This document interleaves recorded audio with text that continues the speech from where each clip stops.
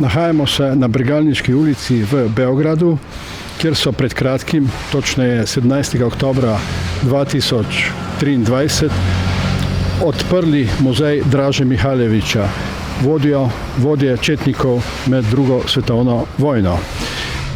Poleg muzeja so odkrili tudi kip Draže Mihajlovića, ki ga je naredil Dragoljub Mandić, kipar Dragoljub Mandić. Kip ne stoji na pločniku oziroma na javnem prostoru, temveč je postavljen v izložbo tega muzeja. Narejen je pa tako, da lebdi nad tlemi, se pravi, Draža ne stoji na zemlji, ampak lebdi približno decimeter nad tlemi, z desno roko pa drži na Svetem pismu oziroma na Bibliji, na katero prisega. Ogled muzeja oziroma fotografiranje v muzeju ni dovoljeno, razstavljeni so pa predvsem osebni predmeti Draže Mihajlovića. O muzeju in o reviziji zgodovine v Srbiji nam bo v nadaljevanju pripovedoval zgodovinar Milivoj Bešlin. Nahajamo se na Inštitutu za filozofijo in družbeno teorijo Univerze v Beogradu. Z menoj je Milivoj Bešlin, zgodovinar, avtor številnih knjig, predavatelj. Profesor Bešlin, Draža Mihajlović se vratio kući, uz gusle, zastave i četničke pesme. Ovakve i slične naslove mogli smo čitati u srpskim medijima ovih dana. Nakon otvaranja muzeja i spomenika Draži Mihajloviću, četničkom vojvodi ili, kako se sad modernije kaže, komandantu jugoslovenske vojske u otadžbini za vreme Drugog svjetskog rata. Ovo nije prvi spomenik postavljen Draži Mihajlovići, ima jedan na Ravnoj gori, ima jedan u Bileći i ima ih u drugim krajima postavljenih ovih spomenika Draži Mihajlovića. Znači u Bileći, to je u Hercegovini, u Republikoj Srpskoj. Ovo postavljanje spomenika i veličanje Draže Mihajlovića trebalo bi da posluži pomirenju komunista i četnika, odnosno srpskog naroda. Da li ova nova revizija istorije, koja zapravo odavno nije nova, to se događalo, zaista donosi Srbima pomirenje? Tako smo slušali recimo u Bileći. Ili je okretanje prošlosti samo izraz poraza evropske ideje, koja više ne kotira baš dobro ni u Evropskoj uniji, a što bi onda u Srbiji? Je li se Srbija vraća u nacionalizam kakav je bio za vreme Miloševića? Možda više pitanja. Postavili ste puno pitanja, pa ajmo sad redom, ali pa ćete me podsjećati ako nešto od toga zaboravim. Pa evo prvo da krenemo konkretno od ovog muzeja i spomenika koji zapravo nisu ni muzej ni spomenik. U pitanju je jedna kuća, privatna, u Bregalničkoj ulici u Beogradu, za koju oni tvrde da je u njoj živeo Dragoljub Draža Mihajlović. To je veliko pitanje, istoričari koji nešto znaju o tome čak kažu da on nije živeo u toj kući, ali kako god sad bilo, u pitanju je privatna kuća, koja je zapravo na neki način, ja nisam bio i nisam video, odmah da se ogradim, ali ona je napravljena kao neka spomen kuća, dakle nije u pitanju zvanični muzej, jer postoji ipak nekako pravila, zakoni i tako dalje o kulturnom nasleđu, šta može da bude muzej, dakle ovo je u pitanju jedna privatna kuća koja je napravljena kao navodna nekadašnja kuća Draže Mihajlovića, gde je izliven zaista jedan manja spomenik zapravo, da, skulptura Draže Mihajlovića, koja opet nije postavljena u javnom prostoru, jer i za to postoje nekakvi zakoni koji to regulišu.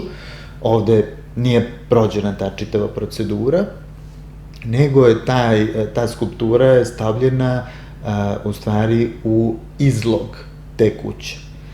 Tako da je u pitanju stvarno niti je spomenik, jer je u izlogu, dakle nije u javnom prostoru, niti je muzej, u pitanju je jedna, rekao bih, dosta jeftina, populistička šarada, koja je u stvari onako je bila jedna vrsta zabave za ljude i za medije, pre svega režimske i strogo kontrolisane medije, ali za sad, kažem, još uvek nije u pitanju ni pravi spomenik, ni pravi muzej, kao što ni on nije bio antifašista i ono zašto ga predstavljaju i kako ga predstavljaju danas.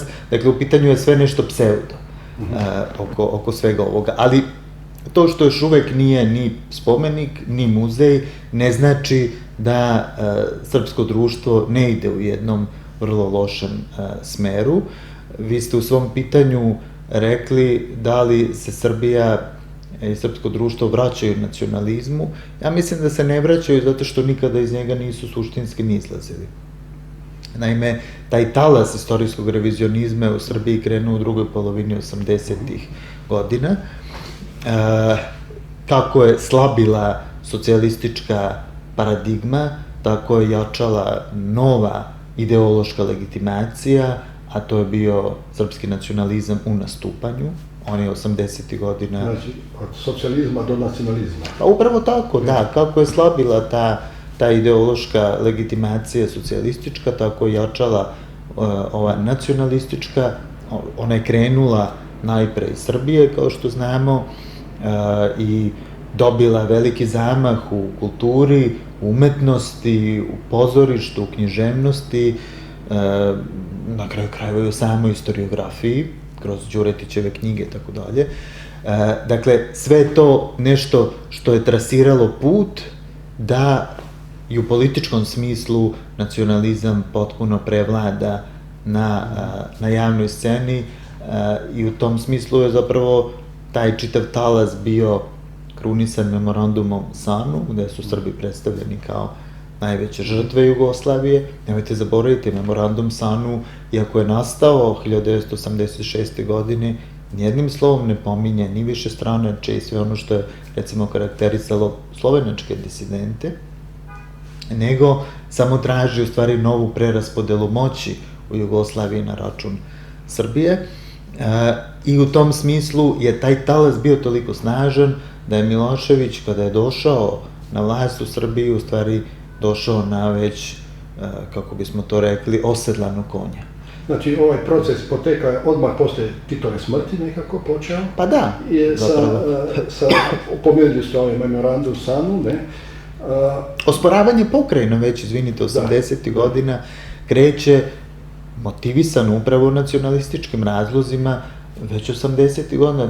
Da ne kažem da je prvo osporavanje pokrajina krenulo bukvalno godinu dana posle Titove smrti, nakon demonstracija na Kosovu, da bi se onda intenziviralo 83. i 4. godine i u tom smislu, kako da kažem, čak ni ta 8. sednica na kojoj je Milošević pobedio, ja mislim da ona nije bila istorijska, zato što je Srbija toliko već bila pripremljena, informatirana na taj nacionalizam, da zapravo da je pobedila ova mekša struja u partiji, recimo Stambolićeva.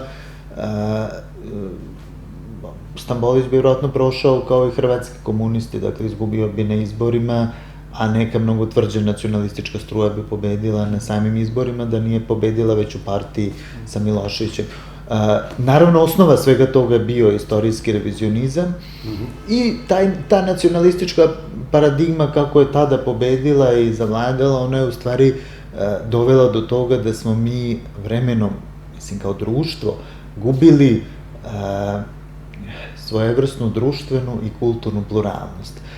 Srbija je 90. godine dobila partijsku pluralnost, ali nije dobila pravu političku pluralnost, zato što su sve partije manje više baštinile isti program, izuzev Ujdija i nekih još manjih, a gubila je i kulturnu i društvenu pluralnost, zato što se sve nekako koncentrisalo oko te nacionalističke paradigme.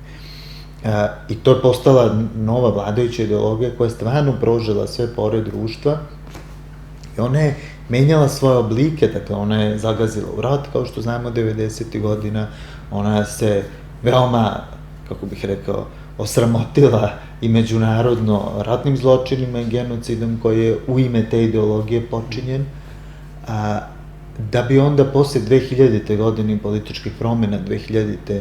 godine, kada se očekivala neka ozbiljnija kritika i preispitivanje te ideološke paradigme, se to nije desilo, nego je ideološki politički krug oko Vojislava Koštunice u stvari pokušao da nametne jedan novi narativ, a to je da je Milošević bio komunista, da su ratovi 90-ih vođeni u ime nekakvog prevaziđenog komunizma i da pravi, kako su oni govorili, dobri srpski nacionalizam tek tada, posle 2000. godine će da zavlada, i tu su se oni već u velikoj meri, mislim na nacionaliste, reafirmisali.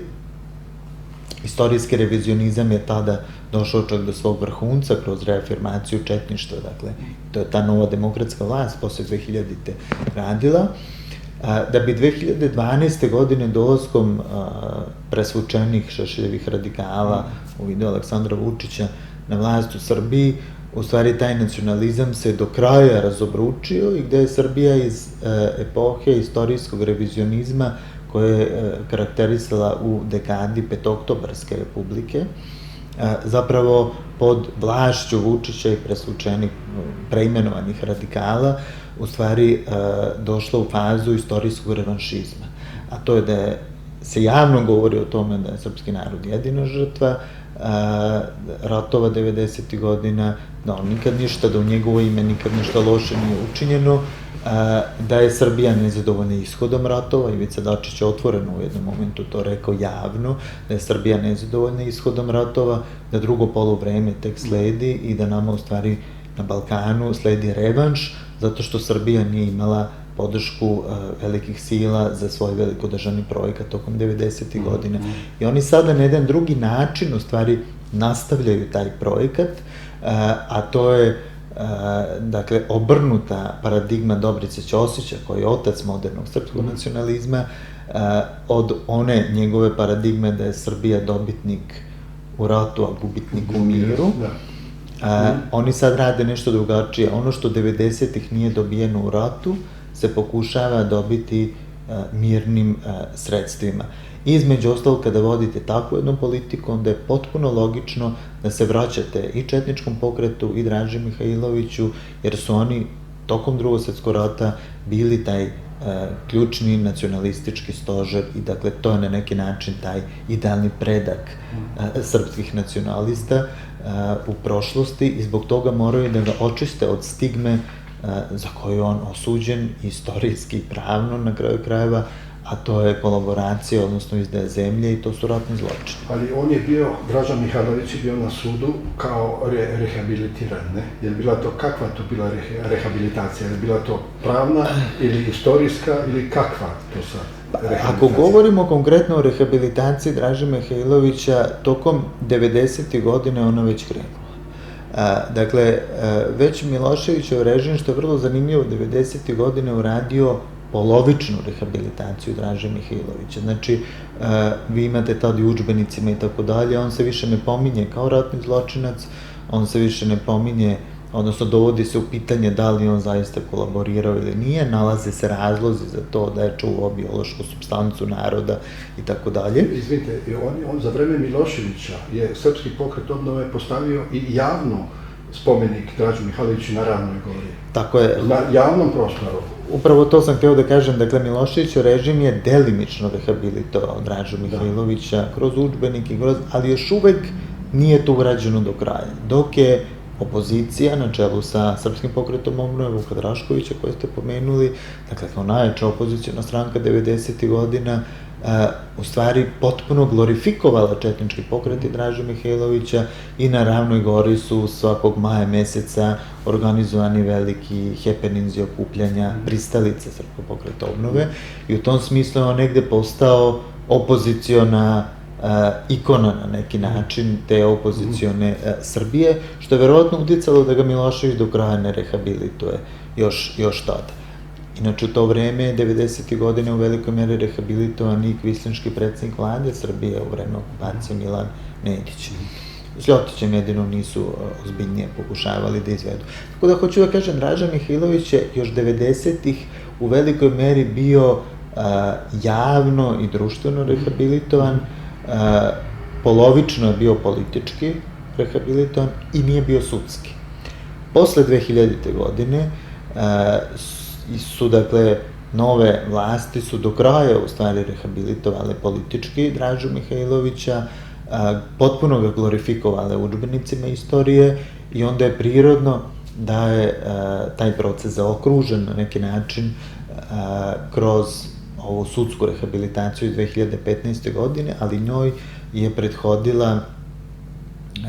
prethodilo formiranje specijalne državne komisije za traženje zemljinih ostataka Dragoljuba Mihajlovića. To je specijalna komisija koju je formirala tadašnja vlada Srbije u vreme Borisa Tadića, komisija koja je iz budžetskih sredstava finansirana i koja je ogromna sredstva zapravo potrošila tražeći njegove zemljne ostatke, što znači da je on tada do kraja viktimizovan, dakle predstavljen kao nekakva žrtva komunističkog terora i potpuno očišćen od onoga što je bila zapravo njegova realna istorijska uloga.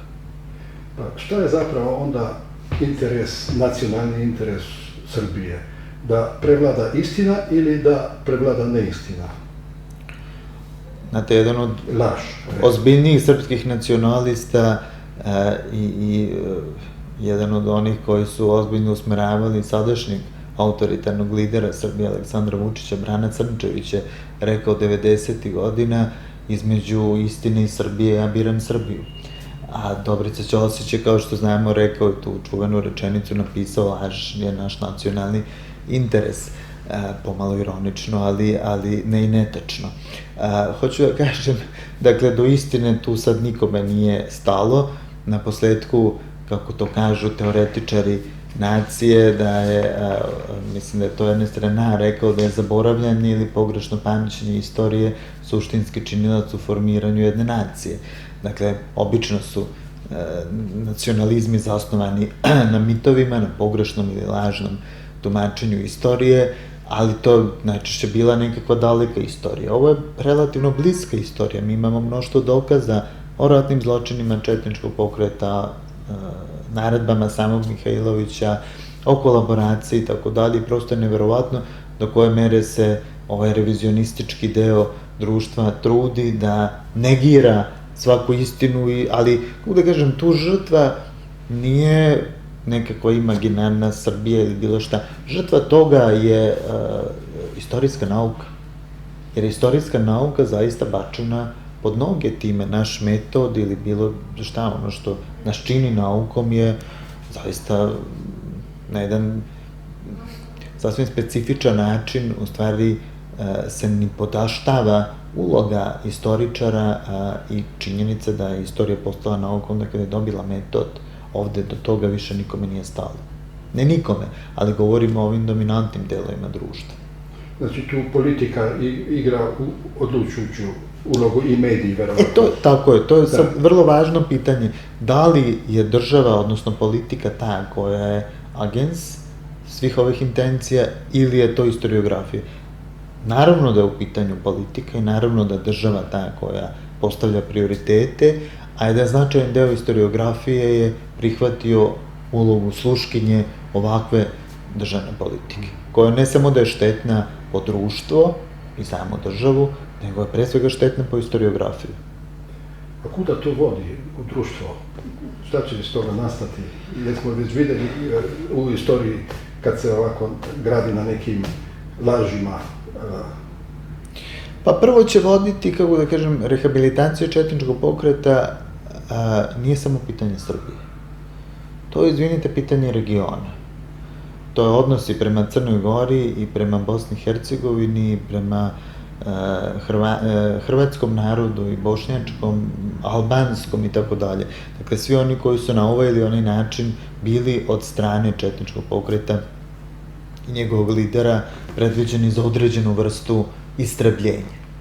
Dakle, to ne može ostati unutrašnje pitanje Srbije. Svaka rehabilitacija četništva budi nepobitno sumnje u prave interese Srbije u sadašnjosti, odnosno budućnosti. Dakle, vi ako rehabilitujete četništvo, vi ste onda namerni, da idete dalje u ostvarenje velikodržavnog projekta, da negirate državne granice u regionu, da negirate postojanje drugih identiteta susednih naroda. Dakle, to nije rehabilitacija četništva, nikad nije pitanje prošlosti. Ako to radi politika, ako radi država, onda je to pokazivanje, skidanje maske i pokazivanje stvarnih namera velikodržavne politike Srbije u sadašnjosti, odnosno u budućnosti, i to je nešto što se direktno tiče i okolnih država i naroda. Zar bi mogli reći da ide nekako u fašizaciju sve to? Apsolutno, ja sam to javno i rekao ovih dana. Da, ovaj režim radi na fašizaciji društva, jer samo u takvim okolnostima može da opstaje, i takva rehabilitacija četništva i kolaboracije, dakle, što je vrlo važno, a kolaboracija nikad nije bila samo kolaboracija sa fašizmom. Ona sama je već bila fašizam i zato se našla na zajedničkoj platformi sa fašističkim okupatorima, dakle, to nepobitno vodi fašizaciji društva. Ali ono što ste pomenuli u vašem prvom pitanju, taj čest narativ o nacionalnom pomirenju. Da. Znate, nacionalno pomirenje je ovde urađeno na antifašističkim osnovama i mi tačno znamo i kog dana. 12. septembra 1944. godine jugoslovenski kralj Petar II. Karađorđević je dao izjavu, neku vrstu proglasa, kojim je pozvao sve one borce protiv fašizma da pristupe jedinoj antifašističkoj snazi u Jugoslaviji, Narodnooslobodilačkoj vojsci Jugoslavije pod komandom maršala Tita, i rekao svi oni koji ne budu to uradili direktno rade u korist neprijatelja i neće sa sebe, kako je rekao, moći da skinu izdajnički žig ni pred narodom, ni pred istorijom. To je direktno ciljao na četnike i rekao je svi oni koji se zaklanjaju iza mog imena, imena krune jugoslovenske, da bi nastavili svoju saradnju sa neprijateljem, se moraju nazvati izdajnicima. Dakle, time nakon toga su pobednici, odnosno jugoslovenski partizani, proglasili 2 abolicije za pripadnike četničkog pokreta, osim onih koje su, odnosno amnestije, osim onih koje su počinili zločine. I time je zapravo izvršeno, kako da kažem, nacionalno pomirenje na antifašističkim osnovama. Time je završena priča o podelama. Ono što bi danas hteli pričamo o nacionalnom pomirenju je u stvari ideja koju je imao, ne znam, Francisco Franco u Španiji, koji je pomešao kosti fašista i antifašista. Dakle, danas bi hteli novo nacionalno pomirenje, ali na nekakvim nacionalističkim ili neofašističkim osnovama. To smo videli u Bileću, smo pitali tamo ljude, gde su rekli, sad imamo ovde park revolucije, partizanski park, a tamo imamo park četništva, četnika, i sa Dražom Mihajlovićem, kao sa spomenikom. I kaže, mi smo se pomirili, to kao park pomirenja, ali Srbi smo se tu pomirili da smo isterali Bošnjake i Hrvate. Kako je to? Upravo to, da. Kako je to pomirenje? O tome govorim, dakle... To ste rekli, mislim, to je sad... To je pomirenje na fašističkim osnovama, upravo to. Nešto slično se dogodilo u Italiji, kad su komunisti i fašisti pravili koaliciju, jer sad su baš ovog oktobra, ove godine, 2023. primili zakon, novelu o fojbama, gde su, oni ništa nisu zločinci bili za vreme Drugog svjetskog rata, sve su krivi Slaveni. Tako je. I to je neverovatno. Ali možda da se vratimo još na Dražu Mihajlovića. Dosta smo slušali kako je on spašavao američke pilote i to je sad jedan od glavnih argumenata za njegovu kao rehabilitaciju. Ja ne znam kako, to je činjenica, dakle, prvo, zloupotreba je u kojoj učestvuje sama američka ambasada i ambasador Christopher Hill, kada se govori o četnicima koji su da, oni su spasili oko 500 američkih pilota, ali partizani su ih spasili blizu 3000. O tome niko više ne govori danas, što je opet neka vrsta krivotvorenja istorije, istorijski revizionizam. To je prva stvar. Druga stvar, ne vidim kako to tako strateško pozicioniranje četnika kada je već bilo jasno ko će da pobedi u ratu i pokušaj da se dodvore zapadnim saveznicima, kako to utiče na sve ono ranije što o njima znamo. Dakle, spašavanje pilota ni na koji način ne utiče na razmere zločina koje su četnici učinili prema muslimanskom stanovništvu i koji imaju sve razmere genocida. Ili u odnosu na to da su oni zaista kolaborirali, da su bili legalizovani od 1942. godine, da su primali plate u Srbiji za svoju kolaboraciju, da su završili u tom jedinstvenom antikomunističkom frontu 1944. godine. Dakle, spašavanje pilota ni na koji način ne može da poništi sve ono što su oni zločini za koje na kraju krajeva samo Mihajloviću i suđeno. Ali samo evo da se možda vratimo na to, jer ste i to postavili kao pitanje, ta njegova rehabilitacija, to je bilo svojevrsno, prvo taj zakon je vrlo sporan, on je revizionistički, govorimo o zakonu o rehabilitaciji. Drugo, to jeste bilo svojevrsno suđenje sudskom postupku. Dakle, oni nisu uzeli danas i obnovili sudski postupak Mihajloviću. I nemoguće, jer nemate više svedoke. Recimo, kada su komunisti 53. ili 4. godine revidirali Solunski proces kojim je Dragutin Dimitrijević Apis osuđen 1917. godine na smrt, čovjek koji je izvršio majski prevrat, doveo Karađorđevića na vlast, regent Aleksandar ga je streljao u Solunu u emigraciji, i komunisti su 50, kažem, mislim da je 3. ili 4. godine, mu obnovili ceo postupak sudski.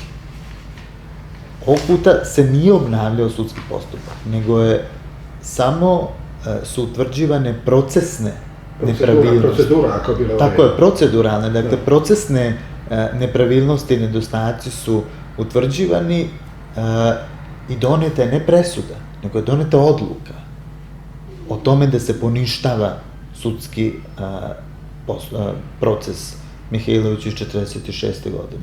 Dakle, odluka. Samim tim, ta odluka je politička, ona nije presuda, jer vi kad imate presudu imate dve strane i tako dalje. Ovde ste imali jednu stranu koja je tvrdila da su motivi za to bili, za njegovo suđenje bili politički, utvrđene su nekakvi pravni nedostaci, iako u odnosu na Nirnberg i tamošnje suđenje, kako da kažem, ovde je suđenje bilo javno, on imao pravo na advokate, imao je najbolje beogradske advokate, Đonovića i Joksimovića, to su tada bili najbolji beogradski advokati. Suđenje je prenošeno na Radio Beogradu. Domaći strani novinari su prisustvovali suđenju. Strani diplomatski predstavnici su prisustvovali suđenju. Šta je moglo više 1946. zemlje koja je izašla iz najvećeg mogućeg do tadašnjeg globalnog sukoba i sa 1.000.000 žrtava, šta ste mogli više u smislu suđenja da očekujete u takvim okolnostima. Ali, dakle, to što je danas, 2015. godine, suđeno sudskom postupku i što je u osnovi političkom odlukom poništena sudska presuda, ne znači da on nije kriv. Posebno što istoričara ne mora nikako da obaveže bilo koja sudska odluka. A kakva je situacija sa medijima? Jel možete sa ovim vašim stavovima da uđete u medije, na televiziju, da to cijela Srbija može da sluša ili kakva je situacija? Ne. Odgovor je vrlo jednostavan. Dakle, ja ne mogu da dođem ni na jedan medij sa nacionalnom frekvencijom. Čak je bilo pokušaja nekih mojih kolega, prijatelja, da me nekako, kako da kažem, prošvrcuju na ovu javnu televiziju. Apsolutno to nije moguće. Poslednji put sam bio na javnoj televiziji u vreme kada je Boris Tadić bio na vlasti. Dakle, bio sam vrlo mlad. Dakle, nemoguće apsolutno bilo kakav kritički ton da dođe u bilo koji medij koji ima javnu frekvenciju. Postoje ove kablovski kanali koji su opozicioni, kritički i tako dalje i tamo je to moguće, ali u ove javne medije ili medije sa nacionalnom pokrivenošću Dakle, ne samo da ne možete da dođete sa ovim nekakvim temama političkim o Vučiću ili bilo kakvim subverzivnim. Ne samo da ne možete dođete o temama koje se tiču Draže ili Četnika ili slično. Ne možete sa bilo kojom temom. Ja dakle sada najavljam neki naučni skup koji uopšte nije politički atraktivan. Ne bih mogao da dođem u te medije. Znači, ljudi su ovde 24 sata bombardirani sa ubiti sa propagandom. Isključivo, da, isključivo je propaganda. Na javnim kanalima, ovim i na ovim koji imaju nacionalnu frekvenciju, 24 sata dnevno je propaganda, to je jedno potpuno raspamećivanje ljudi, lobotomija, mentalna koja se radi. Trovanje, jedna trovačnica. Trovačnica. Jer ima reklama za neki proizvod, traje 20 sekundi na televiziji, čovjek ide da kupi, kamoli da onaj proizvod, ne? A kamoli ako si 24 sata dnevno bombardiran sa tim propagandom. Ali činjenica da niko od nas koji smo deo te kritičke historiografije ne može da dođe ni na jedan javni medij ili medij sa nacionalnom frekvencijom, nas negde u onom bezbednosnom smislu i čuva, zato što tamo gde mi možemo da se pojavimo, to obično bude publika koja je manje ili više, ne uvek i obavezno, naklonjena onome o čemu govorimo. A kada bih se sa ovim stavovima i sa ovom interpretacijom prošlosti pojavio na nekom od javnih kanala, mislim da bi bilo vrlo upitno pitanje moje bezbednosti, ne moje, nego bilo koga ko bi se usudio da na javnim kanalima nešto tako otvoreno kaže. Bile bi i pretnje smrću, verovatno. Sigurno, da. Sigurno. Nije baš, bi rekao, optimistički previše to sve. Nije, ali kad dajete dijagnozu jednog društva, onda, kako da kažem, ako se bavite njegovom analizom, da, onda mi nije posao da budete optimista, nego da realno oslikate stanje društvene stvarnosti, a ono je u Srbiji prilično murno. Pa ima i okolo. Ima, kako ne, kako ne. Da. Dobro, onda stvarno hvala za ovaj razgovor. Hvala vam, bilo mi je zadovoljstvo.